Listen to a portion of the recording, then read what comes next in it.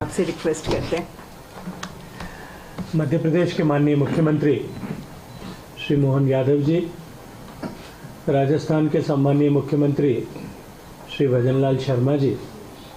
भारत सरकार के जल संसाधन विभाग के सचिव आदरणीय देवाश्री जी, भारत सरकार में इस मंत्रालय में मेरे साथी आदरणीय श्रीराम वेदिरे जी, मध्य प्रदेश और राजस्थान दोनों ही सरकारों के सम्मानीय अधिकारीगण, भारत सरकार के सभी सम्मानित अधिकारीगण, पत्रकार मित्रों, आज निश्चित ही राजस्थान और मध्य प्रदेश दोनों राज्यों के ऐसे लगभग 26 जिले जो, जैसा माननीय मुख्यमंत्री मध्य प्रदेश और राजस्थान दोनों ने अपने वक्तव्य में कहा कि जो पानी की कमी वाले क्षेत्र हैं उनके लाखों लोगों के लिए एक स्वर्णिम सूर्योदय का दिन है। और भारत की सरकार जो माननीय नरेंद्र मोदी जी के नेतृत्व में ऐसे सारे विषय जो वर्षों से लंबित हैं, इनके समाधान के लिए त्वरित गति से काम कर रही भारत की सरकार के लिए भी आज एक अत्यंत सफलता से भरा हुआ दिन है। जैसा अभी चर्चा हुई, स्वर्गीय अटल जी के जमाने में सरप्लस बेसिन से डेफिसिट बेसिन पर पानी ट्रांसफर किया जा सके और जल संसाधनों का हम संपूर्णता के साथ में उपयोग कर सकें, इस दृष्टिकोण से जो विचार बना था, उस विचार को आगे बढ़ाते हुए पार्वती काली सिंधु परियोजना और राजस्थान का ईस्टर्न राजस्थान कैनाल प्रोजेक्ट, इन दोनों को इंटीग्रेट करके एक नई नदी जोड़ने की परियोजना की कल्पना की गई। इस परिकल्पना की पीएफआर बनाई और मैं धन्यवाद देना चाहता हूं नेशनल वाटर डेवलपमेंट अथॉरिटी को और साथ ही साथ में इंटरलिंकेज ऑफ रिवर्स की टास्क फोर्स को भी, और उसकी जो SAILR हमारी सुप्रीम कोर्ट के मार्गदर्शन में निर्देश से जो कमेटी बनी है उनको भी, कि उन लोगों ने इस परियोजना को न केवल इसको नेशनल पर्सपेक्टिव प्लान में इंक्लूड किया, प्रायोरिटी लिंक के रूप में इंक्लूड किया और बहुत कम समय में दोनों राज्यों के बीच में तकनीकी के आधार पर सहमति बना करके आज के इस मुकाम पर ला करके खड़ा किया कि जब हम गर्व के साथ में ये बात कह सकते हैं कि इसकी DPR बन जाने के बाद जब हम काम प्रारंभ करेंगे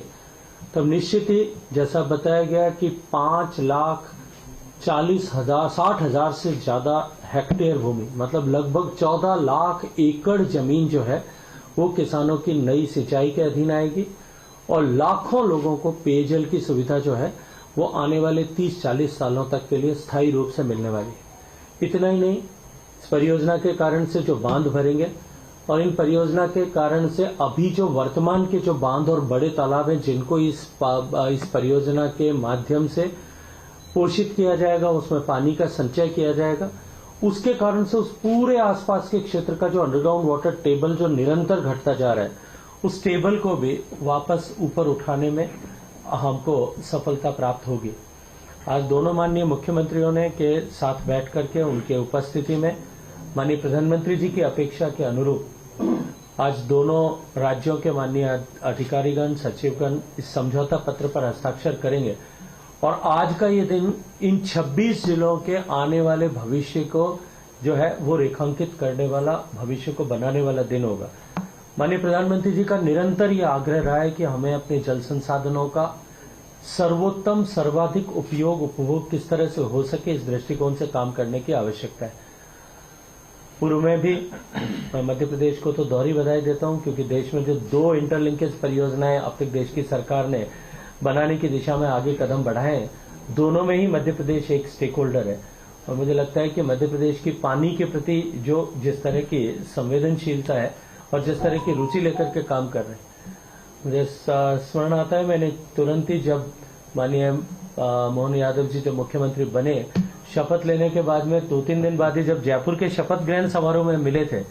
तब मैंने चर्चा की थी तो इन्होंने कहा था कि एक बार साथ बैठेंगे और एक ही बार में इसका निस्तारण कर देंगे, दोबारा आपको बैठने की जरूरत नहीं पड़ेगी। तो मैं दोनों राज्यों के सम्मानीय मुख्यमंत्रियों को, अधिकारियों को इसके लिए हृदयपूर्वक धन्यवाद देता हूं कि उन्होंने बहुत सहृदयता के साथ में बैठ करके, देखिए कोऑपरेटिव फेडरलिज्म का जो नारा माननीय प्रधानमंत्री जी ने दिया है, ये उसका मूर्त और साकार रूप है। हम एक दूसरे के प्रतिस्पर्धी हैं विकास के दृष्टिकोण से, लेकिन साथ ही साथ में हम एक दूसरे को विकास के लिए कोऑपरेट भी करें और यदि इस तरह से कोऑपरेट करेंगे तो जैसा मैंने केन बेतवा लिंक के समय के लिए जब ऐसा अवसर आया था, तब मैंने जो कहा था कि ये केवल 2 राज्यों के बीच में किसी एक नदी जोड़ने की प्रकल्प की शुरुआत मात्र नहीं, ये एक नए युग की शुरुआत देश में हो रही है। और मेरा कहा हुआ आज मुझे लगता है कि वो फलीभूत हो रहा है जब हम दूसरे तक पहुंचे, और मुझे पूरा विश्वास है कि आने वाले कुछ ही समय में हम तीसरे, चौथे और 5वें पायदान पर भी इस दिशा में पहुंचेंगे। और एक बार जब राज्यों के बीच में बनने वाली इन सहमति के चलते हुए, और माननीय प्रधानमंत्री जी ने जिस तरह से सहृदयता पूर्वक इनको वित्त पोषित किया है, उस दृष्टिकोण से काम यदि होगा तो आने वाले समय में अन्य राज्यों के बीच में भी कंसेंसस बिल्डिंग में हमको सहूलियत होगी, लाभ होगा। और इसके चलते हम देश के बहुत बड़े भूभाग को न केवल सूखे से अपितु बाढ़ से भी बचा पाएंगे।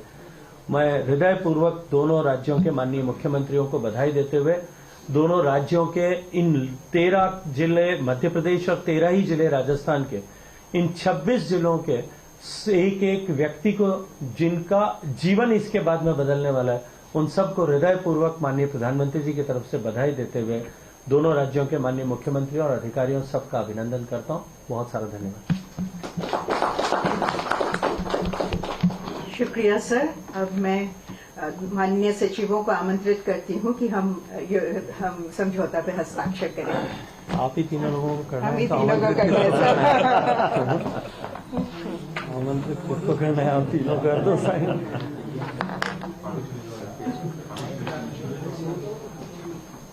हर पन्ने पे करना पड़ेगा। मैं करता हूँ।